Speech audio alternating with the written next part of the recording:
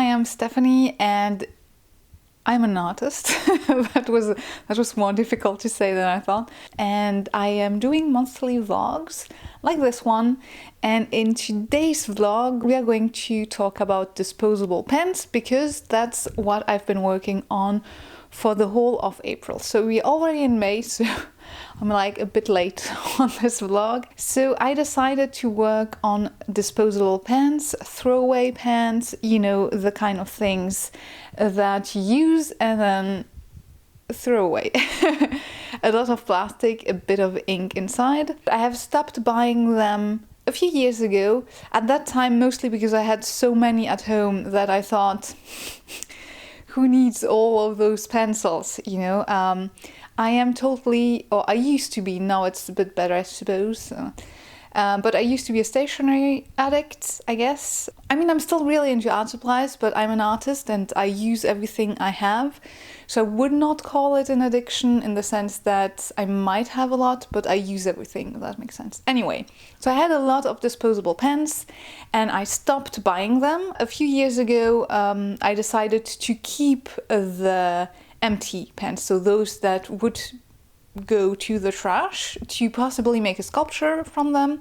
And only recently I got the idea of making a caterpillar onto a disposable pen, and this prompted a whole series of small paintings that you can see behind me. The idea was to use real actual disposable pens, throw away pens, and then make a caterpillar on it. And then because I was getting interested in which caterpillars I was drawing, I decided to look a bit more into it, and then I made the counterpart, so the butterfly, the next stage, so to speak, or not the next, the last stage, because there's the chrysalid, the cocoon stage in between caterpillars and butterflies or moth. But anyway, so I made pairs of caterpillars and the corresponding butterfly or moth. This took most of April. The idea was to kind of chill in between projects because I just finished a bigger project for clients. And from now on, I'm going to be very focused on sculpting for my solo show. So for me, April was, I wanted to kind of have fun. And this was really fun for me. So yeah, that's why I decided to do that. And you might ask, why disposable throwaway pens? If you're new to the channel, and if you're still here, I'm basically interested in the trash that humans leave behind them. And in my artistic world, so to speak, I basically have sort of a post-apocalyptic vibe, but kind of cheerful. So I use trash or throwaway objects, thrifted objects, and I create all the nature on top of it. And so yeah, disposable pens, it was inevitable.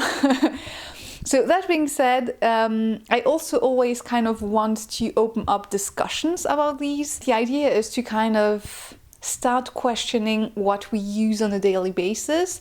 And disposable pens are just one of the many things that are kind of absurd in today's society. We can and we have invented pencils or pens, fountain pens or pens that are rechargeable with ink. So the idea of making a pen with a bit of ink, and once you use up the ink, you throw away the whole object. I mean, it's kind of silly. And that's what I wanted to talk about with this project. Now, I don't want you to feel bad about using certain pencils. I know many artists, they cannot live without certain types of disposable pencils, most notably fine liners and markers, like basically Posca pens. I know many artists who cannot live without them and who have tried other things because there are rechargeable markers. Molotov, for instance. I mean, it's still acrylic ink inside, so acrylic is plastic, so if you want to go plastic free, it's a bit but it's like a bit better than throwing away the whole pen. But yeah, certain people just really love certain disposable pens, and I don't think that you need to feel bad about everything you do, because we do live in the 21st century. And it is near impossible to live a truly sustainable life. Just me being on YouTube, you watching something on a computer, all the technology around it, all the energy used for this is huge. So if your only exception or one of your exceptions in life is to use disposable pens, I don't think that's really an issue. I really just wanted to open up the discussion because I think that many of us don't really think about the objects we use on a daily basis, and sometimes change starts with the smallest things. So when you start, questioning what you have around you and what you use and what you throw away, then possibly, it leads to more change. So yeah, that's really all I want to do with that project. I don't want you to feel bad about using disposable pencils. The goal for me is really to question what you're doing, society as a whole, and rethink it, reinvent your life, and reinvent your consumption and habits. So yeah, that's kind of it. I really hope nobody feels too bad about it.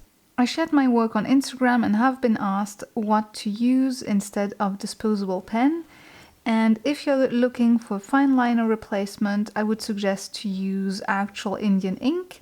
This one is an ink that is plastic free, and this is one that is not, because it's acrylic resin that makes it waterproof. Both of these inks are waterproof. This one here you can use with dip pens only. And now if you're working a lot in your studio, I would suggest to go with dip pens just because it's so much cheaper and easier to clean. So you simply dip your pen into the ink and you draw. Yeah, it's kind of easy. So that's all there is to it. Now, depending on your nib, you can be more or less fast. So this here is a writing nib. Now, I personally prefer writing nibs because they are not very flexible, so your lines are rather straight. Now, this is going to depend a lot on what you prefer. And to clean your nib off, simply dip it into water and then tap it dry. And yeah, it's cleaned. Very easy, as you can see.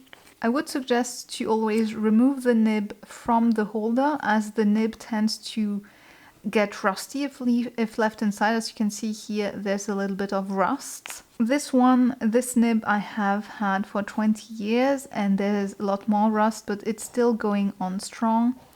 So yeah, nothing too much to worry about, but it's better to leave them out. Now, why I would always suggest to go with dip pen instead of a fountain pen is that you can easily buy a lot of fun nibs, like this one.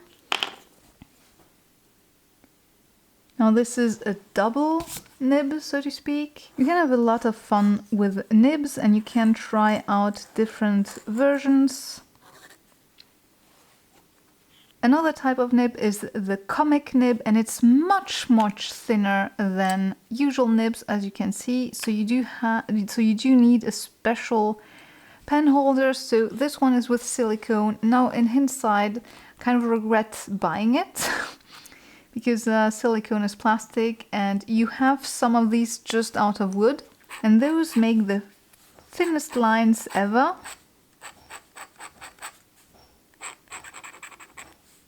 And they're great for details. Now, ideally you want to get it out, but I can't seem to be able to get it out. It's kind of stuck. So yeah, here we are. I'm not sure if I'll ever be able to get it out of that pen holder, but yeah.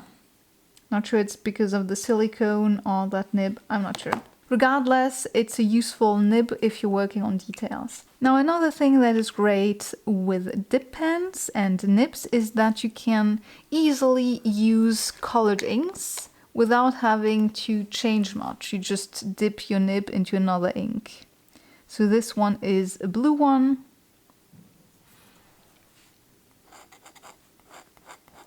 There are many colors out there. Now, this is not strictly speaking necessary, but if you like to draw in colors rather than in black, then this is a good option. And you technically just need the primary colors to make all the colors that you like. So no need to buy all the inks and all the colors, just mix your inks and then you can easily create your own colors.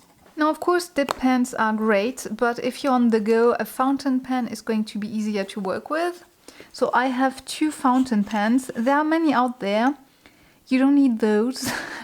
They're actually more on the expensive side, mostly because I didn't want anything that was plastic based and also because I liked how they looked. Now, do you need 2 fountain pens? No, but I have 2 and so I use both. This one is one from Faber-Castell and it has an XS nib. It works like a normal pen.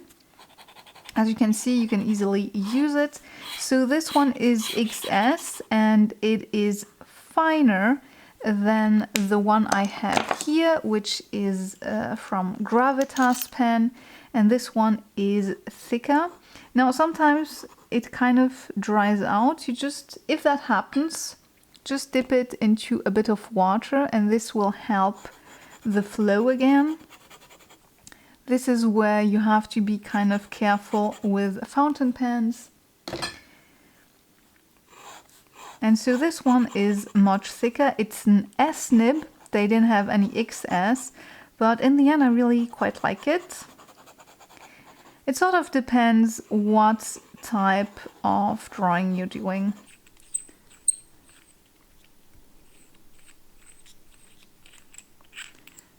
Now, converters are basically a refillable cartridge. Now, as you can see, this one is fairly full. But what you do is you take it out.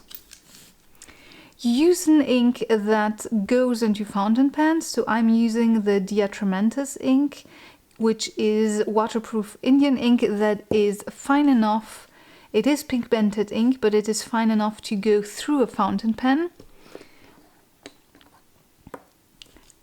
And you have a screw at the end, and what you do is you dip your cartridge into the ink and then you unscrew it to suck the ink into the cartridge. And yeah, that's pretty much it. It's pretty easy. And the first time you're going to put your cartridge into your fountain pen, you might need to push the ink through it, and you simply push it using the piston. You want to push while looking at a bubble of ink going through. And when you see a bit of ink going through, that's enough for the ink to flow nicely.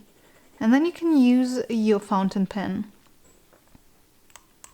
And I cannot stress this out enough, but waterproof ink will clog your fountain pen if you don't use it.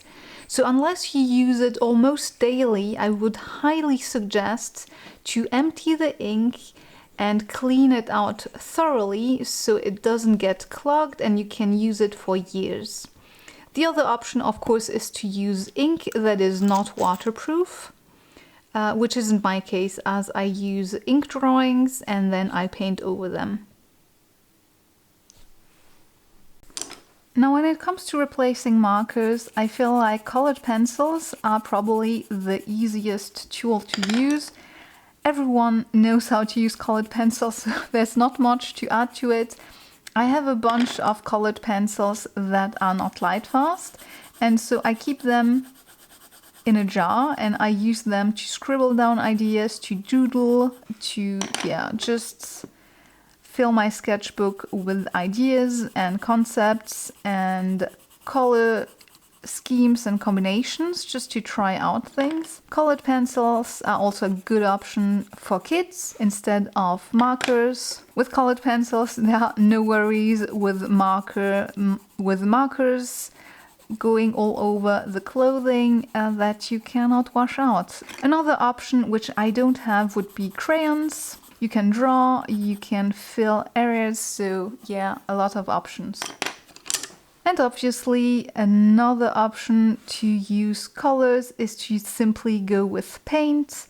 It does make sense. That's what most artists have been using for a very long time, millennials really. There's not much more to add to it. paint, a good old brush, and you're good to go to make bold marks. Here I'm just using phthalo blue in case you were wondering. And the big advantage of using paint instead of markers is that you can virtually have all the colors with rather a limited amount of paint. You just really need a split color palette and then you can mix everything you want easily. So here some simple ways to replace disposable pens. Supplies and tools that are more fun to use, that look a lot better, and that end up being cheaper as well and more enjoyable to use. So really there's not much loss of ditching disposable pens for other art supplies. I'm just going to show you the whole series that I made so far. So this is a Luna moth, more specifically a Malaysian moon moth. The caterpillar looks kind of like that, and I've tried to pair colors and the caterpillars with at least the general shape with the moth or butterfly that it belongs to. So this is Lesser Purple Emperor, and its caterpillar looks a bit like this, only it's green in nature. Also, the Lesser Purple Emperor is not always that vibrant. It actually changes its color depending on how the light hits the scales. Of course, I went with the most vibrant version. I made them color coordinate, so I went with a bluish purple and a light orange. Now this is an hawk moth and its caterpillar, which are also often called hornworms. And this time I went with a pink and blue color scheme. Here is another hawk moth with its caterpillar. Now hawk moths, they are also sometimes called hummingbird insects because they fly like hummingbirds, and if you've ever seen one, they're extremely pretty. I also played around with granulating watercolors here, so I always have one with background and one on white. And here we have a black swallowtail and its caterpillar. Again, these are pretty close to nature. I only changed the colors to my liking. And here I went with a dark blue, almost indigo, and yellow color scheme. Here an atlas moth and something that is similar to caterpillars of atlas moth. Usually they have those kinds of protrusions all over the body. And as you can see, I went with a green and pink color scheme, and here also I played a lot with the granulating watercolors in the background. Now this is actually the first painting I have done in the series. It's also in the family of Saturniidae, and yeah, that family usually have caterpillars with a lot of cute little extensions all over the body, and the moths are rather thick and furry. Now for this pair I decided to go with striped loopers, and loopers usually belong to the Geometridae family. I always try to connect the right moth or butterfly to the caterpillar. And here a very dark and moody background with granulating colors. And the last pair is a little bit different. Those are simply two weevils because I really like weevils. And yeah, that's all I have to say on those. I actually, for this one, I used gouache on top of the granulating watercolor, and this is just watercolor. I did use gouache here and there in the paintings, but yeah, this is peculiar because everything here is gouache. Traditional gouache, so nothing acrylic based. But still, and you also have a little bit of white gouache here over the body for the little dots. Another thing that I've wanted to do with the project is to create an art zine. Now I have not really had the time to work on it, and next month and the next months are going to be focused on my solo show, so I'm not sure when I'm going to be able to work on that, but I really wanted to do an art zine with all of those paintings. I already know where to print it out, and yeah, I'm kind of excited to work on it, but at the same time I want to work on sculptures and this is going to be fun as well, so it's going to have to wait. Also, the originals are going to be available on my website when this video comes up. So if you're interested, they're going to be fairly affordable. I haven't completely decided on the price, and that was also what I wanted with them, because I tend to make artworks that are fairly expensive just because they take a lot of time. I've kind of wanted to, you know, offer that option of more affordable artworks, because I think originals are much better than prints. I haven't yet decided if I'm going to transform these as prints apart from the art zine, so yeah, no clue. And oh yeah, and last thing, and then I'm done talking, is that I decided to make a Skillshare class about these paintings, and I explain how to make 4 of them. And yeah, so far this class has been doing great, which I'm really happy about. I went a bit into panic mode in the mid of April because my stats on Skillshare were really low, and probably because I hadn't posted a new class for a while, because also of holidays, and the weather was really nice and things like that. So I don't think it's just my fault, but it's good. I went into panic mode and I made the class. I finished the class in just a few days, and it's up, so you can check it out. Yeah, if you're on Skillshare, then follow me there, I suppose. And if you've never tried Skillshare, I think you get a percentage off following my link normally. I don't, or maybe you get 1 month free. I mean, they change it all the time, so I never really know.